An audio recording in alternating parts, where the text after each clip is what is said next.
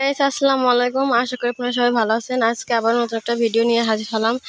আর আজকে আমার ননদ কিন্তু আমাদের বেগুন ভর্তা করে খাওয়াবে, আর আমিও কিন্তু তার সাথে তার হেল্প করতেছি। আর আমি কিন্তু বেগুন ছেঁড়ার জন্য কিন্তু গাছে চলে আসছি, বেগুন গাছের কাছে। আর এই দেখুন আমাদের এই গাছে কিন্তু অনেক বেগুন ধরছে বন্ধুরা। আর আমি কিন্তু এখন বেগুনগুলো ছিঁড়ে নিব। এই দেখুন বেগুন ধরছে। এবার আমি এখান থেকে কয়েকটা বেগুন বন্ধুরা আমি কিন্তু বেগুন ছিঁড়ে নিয়ে চলে আসছি। আর আমাদের কিন্তু বেগুন কিনে খাওয়া লাগে না, আমার গাছে কিন্তু 12 মাস কালে বেগুন ধরে। আর কয়েক প্রকারের বেগুন ছিঁড়ে গাছ আছে। এই দেখুন এই একটা লম্বা বেগুন, আর এটা কিন্তু এই গাছে কিন্তু গোল গোল বেগুনই ধরে বন্ধুরা। আর একদম জালি জালি বেগুন ছিঁড়ে আনছি। এই দেখুন একটা বেগুন, এই বেগুনগুলো কিন্তু এরকম হয়। আর একটা আছে এই দেখুন এই যেরকম সাদা সাদা। আর আমি কিন্তু সবসময় এই গাছের বেগুনই খাই। বেগুন ভর্তা করার জন্য কিন্তু এখন বেগুন কেটে নিচ্ছে। তো এই দেখুন এখানে কিন্তু বেগুন কেটে নিচ্ছে, আর বেগুন কিন্তু ভালোভাবে ধুয়ে নিচ্ছে। আর এখানে কিন্তু দুইটা আলু পাতলা পাতলা করে কেটে ভালোভাবে ধুয়ে নিচ্ছে। বেগুনই লবণ আর হলুদ দিয়ে ভালো করে মাখিয়ে নিচ্ছে। আর এখানে কিন্তু আলুতেও লবণ আর হলুদ দিয়ে দিচ্ছে। এবার এগুলো কিন্তু ভালো করে মাখিয়ে নিবে। তো এই দেখুন তেল কিন্তু গরম হয়ে গেছে, এবার বেগুন দিয়ে দিচ্ছে। বেগুন দেওয়া কিন্তু হয়ে গেছে, এবার ঢাকনা দিয়ে ঢেকে দিবে। আর দুই পিঠি কিন্তু লাল লাল করে ভেজে নিবে। এই দেখুন এখানে কিন্তু আলু আর বেগুন কিন্তু লাল লাল করে ভেজে নিচ্ছে। এখানে কিন্তু পেঁয়াজ কুচি করে নিয়েছে, রসুন নিয়েছে খোসা ছাড়িয়ে, কাঁচামরিচ আর নিচে শুকনো মরিচ।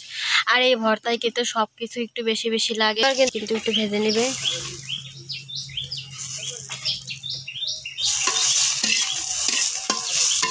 তো এই দেখুন মরিচ কিন্তু ভেজে একটা বাটিতে নামিয়ে নিচ্ছে।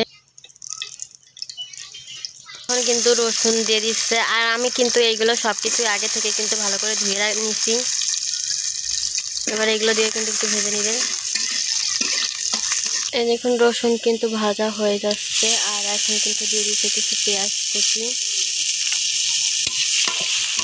আর এগুলো দিয়ে কিন্তু একটু ভেজে নিচ্ছে।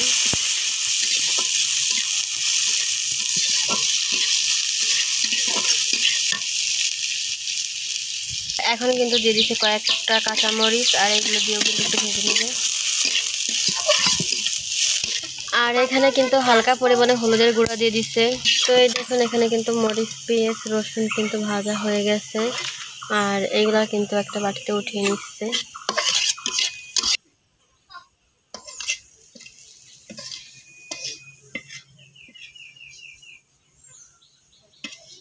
এখানে কিন্তু এখন আলু আর বেগুনগুলো কিন্তু আগে মাখিয়ে নিচ্ছে।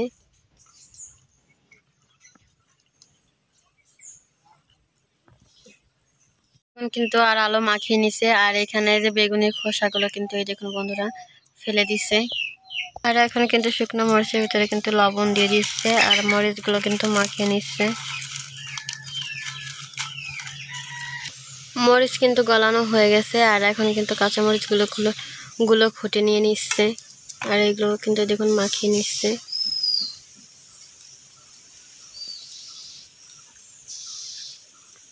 এখন কিন্তু ভাজা পেঁয়াজ আর রসুন নিয়ে নিচ্ছে। আর এগুলো দিয়েও কিন্তু গলিয়ে মাখিয়ে নিচ্ছে। তো রসুন কিন্তু গলিয়ে কিন্তু এই দেখুন মরিচ পেঁয়াজ আর শুকনো সবকিছু কিন্তু ভালো করে মাখিয়ে নিচ্ছে। আর এখন কিন্তু দিয়ে দিচ্ছে কাঁচা পেঁয়াজ।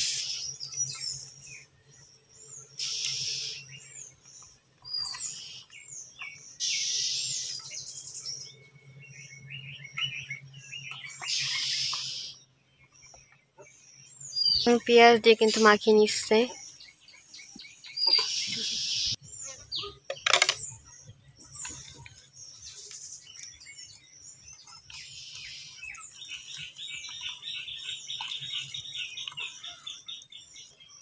আর এখন কিন্তু দিয়ে দিচ্ছে সরিষার তেল। আর এই তেলটা কিন্তু খাঁটি সরিষার তেল, আমাদের নিজেদের ভাঙানো।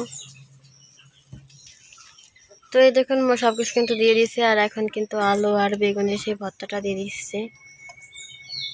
আর এখন কিন্তু মাখিয়ে নিচ্ছে। আর এই ভর্তাটা কিন্তু অনেক মজা লাগে। আর আমার ননদ কিন্তু ভর্তা অনেক ভালো করে বানাইতে পারে।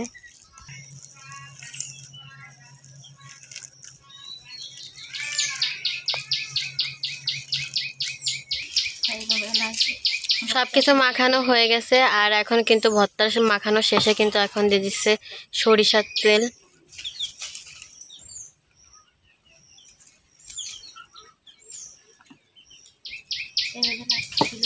আর এইভাবে কিন্তু সরিষার তেল কিন্তু লাস্টে দিলে কিন্তু খেতে অনেক মজা হয়।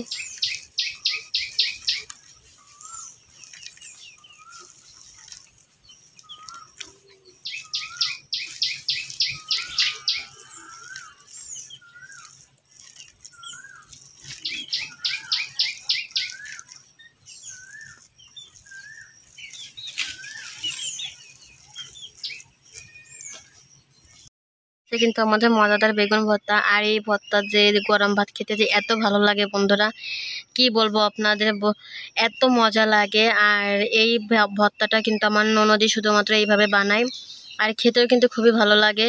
এই দেখুন বন্ধুরা, আর তেল দিছে কি পরিমাণে তেল, কিন্তু অনেকক্ষণ রেখে দিলে কিন্তু একদম গলে ঝোল হয়ে যাবে না। আর গরম ভাতটা খেতে খুবই ভালো লাগে। আর ভিডিওটা ভালো লাগলে আপনারা কিন্তু চাইলে বাড়িতে এভাবে তৈরি করে খেয়ে দেখতে পারেন, খেতে কিন্তু অনেক মজা হয়। আর ভিডিওটা ভালো লাগলে like, comment, share and subscribe করবেন। ভালো থাকবেন। আল্লাহ হাফেজ।